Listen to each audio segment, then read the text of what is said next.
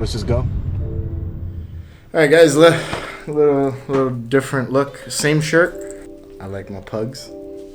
I'm gonna show you a move that I've been doing for a bunch of years now. I think a French guy does it too. I want to say Johan. I might be wrong on that. I've seen some other people do things similar, but there's things that are missing from it that I think really take away from what it could be. It uses something called the pug pass or the Cardini change, and then it goes into a longitudinal palm. Then you replace it from the longitudinal palm. I will say this: there is a little bit of a noise thing if you don't do it properly, and I'll show you some things to do to take care of the noise problem, and I'll show you a few ways on how to soften it up too, because it can be a very rough move, and your hand can be very contorted if you don't do it properly. So let's just move down to my hand so you can see all the sexy goodness. So here's basically what's going on in a nutshell. I'll do it from this angle, and I'll do it the loudest way possible. This is probably the worst way you can do this color change, because of all the noise. So you come here and you do this, right? And then you see where the card is, you're gonna grab it into longitudinal palm, and then you're gonna just replace it on top of the deck. That's essentially what's happening, but there's a lot of little touches that I'm gonna tell you right now that will kill some of the sound. I know a lot of people do this to kill the sound of the top change, but the top shot, but you don't need to do that. You don't need to do that at all. There's, if you just do this, you see it's already much softer.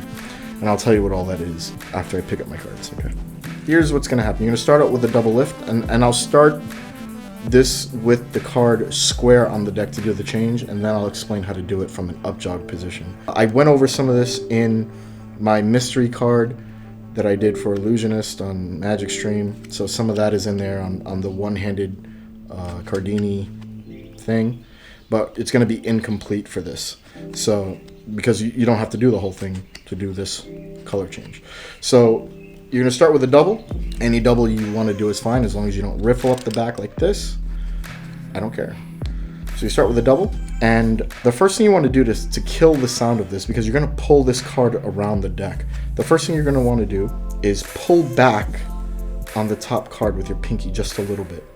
That gives it a separation, like a little in-jog, and when you do this now, it's much, much quieter. If you just do it from here, you get that pop sound. But if you pull back and then do it, it's much softer. So you don't have to whip the card around super hard. All you do is just push this card back just a little bit, and now it's much softer. Okay? So once you can clear the card, the next part is you're going to have to pivot it just a little bit. So your pinky is the one pulling the card down. You're going to continue to pull it down with your pinky, and then your ring finger is going to contact and push up against the deck so that it's literally braced against the bottom of the deck at an angle. Now if I put my hand out in front of the deck like this, you could see it literally goes right into longitudinal palm perfectly. And that's what you're going to do. You're just going to grab it and put it back on top of the deck. So let's go through those steps one by one. So you start out with a double. As your hand goes in front to affect the change, as people say in magic books. Now, I'll explain this a little bit more in a second, but essentially what you're going to do is mask this with your hand here, okay? So you're kind of guiding this card around with the top hand, and you're killing the sound with the top hand too. You grab the card into longitudinal palm, and then you're going to relax your fingers. When you relax your fingers, it kind of just looks like you're done. So if I go from here to here, right, it's very strange. But if I just do this and relax my fingers, it's very, very soothing to the eye. From here, the card is in line with the deck.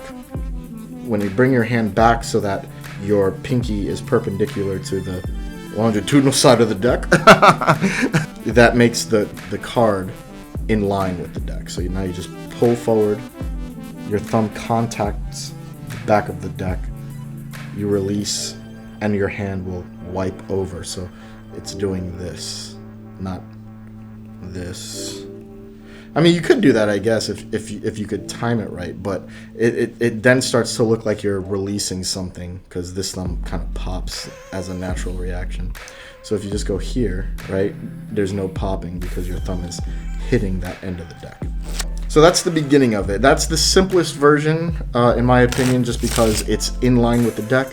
But me being who I am, I like to do things out jogged because for some reason I think that makes it better, even though it really doesn't. It's just a personal thing. So from here, you're gonna do the same type of thing, but you're gonna do it with your ring finger.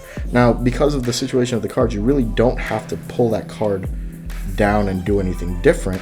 You just have to understand that this card is going to jut to the side a little bit more. So the way you grab the card has to be a little bit different. So you're going to do the same thing. You're going to put your hand in front.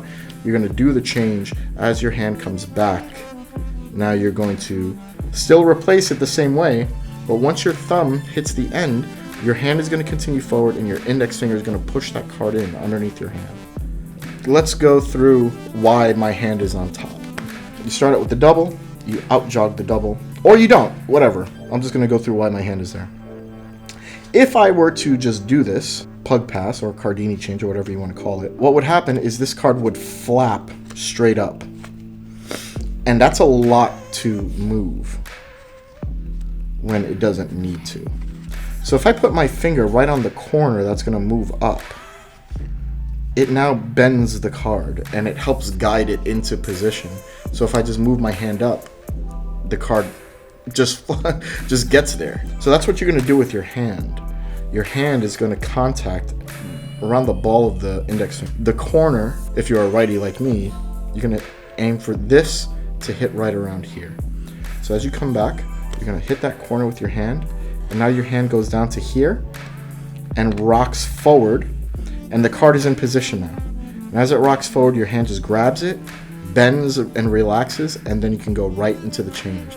So essentially it looks like you wave your hand and then you just do this again and the card vanishes. So now if you want to do this from an out jog, it's basically the same thing, not much different. It's a little easier to bend the card. So now you're going to do the same thing. You're going to contact that top card on the ball of your hand, guide it down as your hand rocks over. The card ends up right in the position. You then grab the card, and you're going to do the same thing. Put it back on top. Thumb contacts the end of the deck. As your hand wipes forward, your index finger is going to push that card in, and that is basically the vanish. That's basically it. Rewind this over and over because there's a lot of little things that I said in there that you might miss. You're going to see people, they like doing this, hard thing, and I've never understood it. I think it takes away from the vanish a lot when you're snapping that thing and then you have to spread out the cards.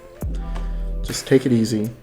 Allow your hand to guide that card underneath into position, and then you can put it back on top of the deck. In fact, you can even do it like that as a appearance of the card. You control the card to the top of the deck. Just kind of wave over it to get it in position, and you just wipe over and produce a card. You could do that if you really wanted to. I don't think you should, but so there you go. A color change, an appearance, and you could use that as a control, a vanish. You could think the possibilities are limited, but I guess I should say endless. They're pretty limited. You're in a terrible position.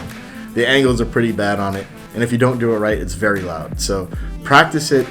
Work hard at getting the sound minimalized. That's the most important thing first. Don't worry about the angles. Don't worry about flashing.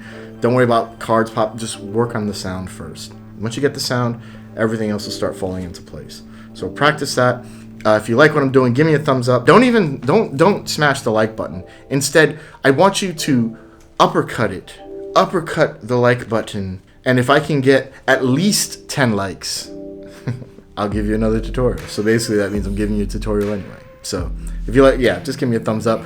Subscribe if you haven't, and comment as to what you would do with this move. It's a pretty funky move, and if you do something similar, tell me about it too in the comments below, and we'll talk about it. Anyway, guys, thanks a lot. I'll see you guys in the next video, and peace out.